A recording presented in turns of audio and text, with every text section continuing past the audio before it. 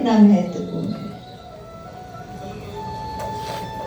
एक बार भगवान आदिनाथ जी पूर्व भव में किसी रास्ते से गुजर रहे थे।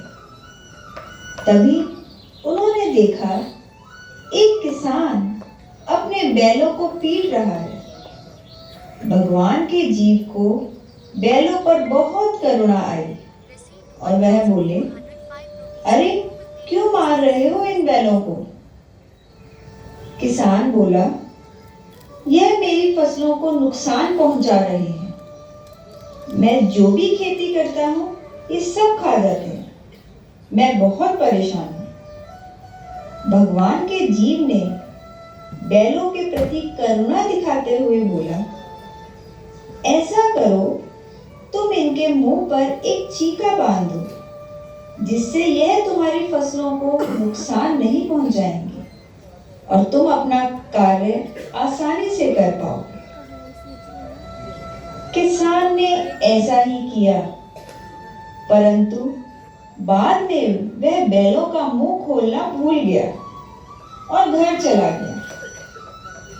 ऐसे बैलों ने 12 घंटे तक कुछ नहीं खाया और भगवान आदिनाथ के जीव ने अंतराय कर्म को बांध लिया।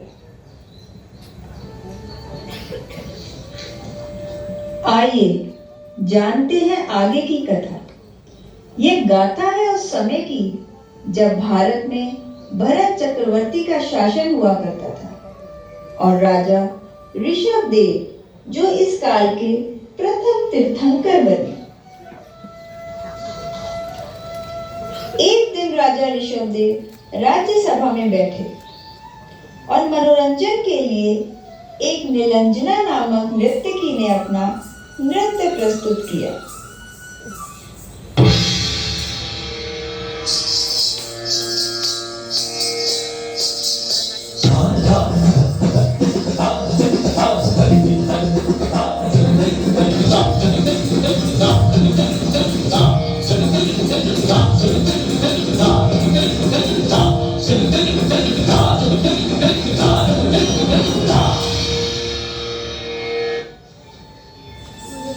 तभी अचानक राजा ऋषभदेव को चिंतन उदयप्रद हुआ।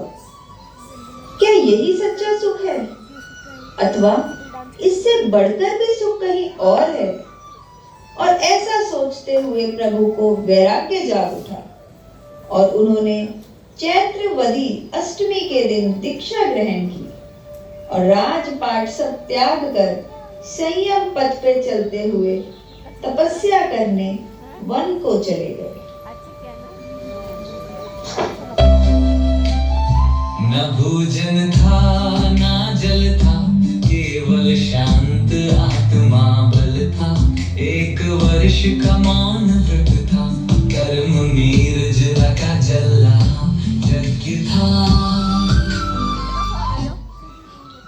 कठोर तप व उपवास के बाद आहार लेने के लिए प्रभु कई नगरों कई गांवों में विहार किया, लेकिन लोगों को आहार देने की विधि का पता न था।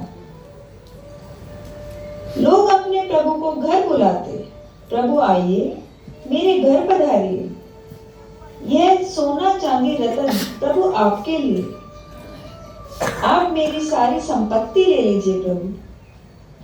परंतु यह सब तो अंतराय थे और भगवान ने स्वीकार नहीं की और आगे चल दिए।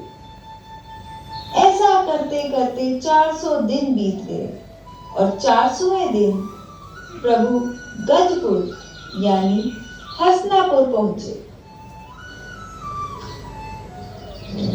जैसे ही प्रभु नगरी में प्रवेश करते हैं, लोग अपने घरों से बाहर आके प्रभु को गोचरी के लिए सोना चांदी वस्त्र देने लगे। यह शोर सुनकर राजा श्रेयांश कुमार जो भगवान के परपौत्र थे, राजमहल से बाहर आए और भगवान आदिनाथ को देखकर श्रेयांश कुमार को जाति स्मरण हुआ कि साधुओं को कैसे शुद्ध आहार भराया जाता है। श्रेयांश कुमार ने भगवान की 3 प्रदक्षिणा ली और वंदन किया। तभी राजा को याद आया कि महल में 108 घड़े इक्षु रस के आए हैं और राजा श्रेयांश कुमार उसी इक्षु रस से भगवान का पावना कराते हैं और आकाश से अहोदान की घोषणा हुई और राजा श्रेयांश कुमार ने लोगों को सुपात्र दान की विधि और सुपात्र दान का लाभ समझाया और तभी से यह तिथि अक्षय तृतीया के नाम से जानी गई। जैन धर्म के आदि प्रवर्तक सविनय शीश झुकाते हैं। जैन धर्म के आदि प्रवर्तक सविनय शीश झुकाते हैं। ऋषभ प्रभु के पारण दिन को अक्षय तृतीया मनाते हैं। ऋषभ प्रभु के पारण दिन को अक्षय तृतीया मनाते हैं।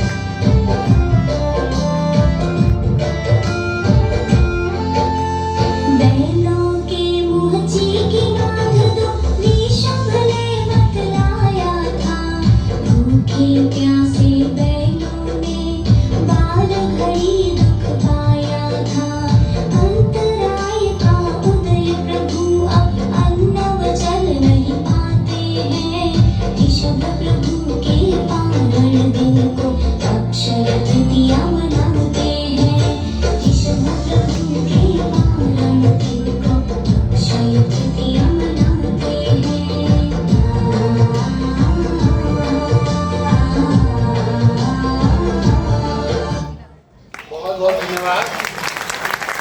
बच्चे बिना मंच पर ही रहें। मैं इन बच्चों को पुरस्कृत करने के लिए डॉक्टर श्री विनीत जैन और श्रीमती संतोष जैन जी से आग्रह करूंगा कृपया वो मंच पर आएं। ये छोटी लैन पर स्थित श्री सुमतिनाथ जैन पाठशाला के बच्चे हैं और कार्यक्रम की तैयारी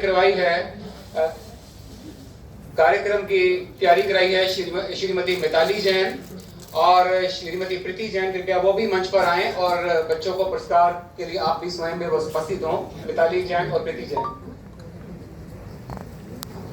हमारे श्री सुमतिनाथ जैन पाठशाला पिछले कई वर्षों से निरंतर चालू है और उस पाठशाला को श्रीमती सुनील जैन, श्रीमती सोनिया जैन और श्रीमती रुचिका जैन बहुत अच्छे तरीके से चला रही हैं। उस पाठशाला के बच्चे हैं और इस कार्यक्रम की तैयारी हमारी श्रीमती मिताली जैन और प्रीति जैन जी ने तैयारी करवाई है। बहुत बहुत अनुमोदना करते हैं आपकी। बहुत बहुत धन्यवाद। श्रीमती पूजा जैन श्री सुमतिनाथ जैन मंदिर से श्रीमती पूजा जैन से आग्रह कृपया मंच पर आकर अपना कार्यक्रम दें। श्रीमती पूजा